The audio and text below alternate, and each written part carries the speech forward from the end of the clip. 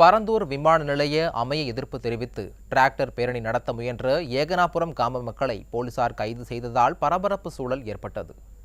காஞ்சிபுரம் மாவட்டம் பரந்தூர் மற்றும் சுற்றுவட்டாரத்தில் உள்ள 13 கிராமங்களை உள்ளடக்கி 4871 ஏக்கரில் சென்னையின் 2வது பசுமை விமான நிலையம் அமைக்கப்படும் என மத்திய மாநில அரசுகள் அறிவித்தன.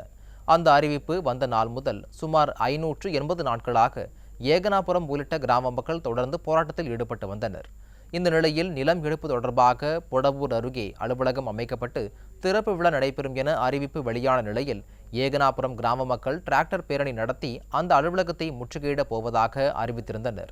இந்த நிலையில் டிராக்டர் பேரணிக்கு அனுமதிக்க முடியாது என கூறி 1000க்கும் மேற்பட்ட போலீசார் பேரணி துவங்குவதற்கு முன்பே டிராக்டரை மறித்து கிராம மக்களை கைது செய்தனர்.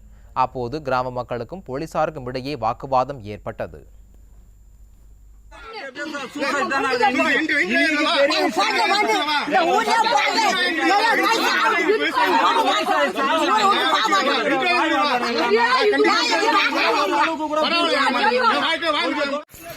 பெரிய அளவுக்கு பிரச்சனை தான் சார் வெடிக்கும்.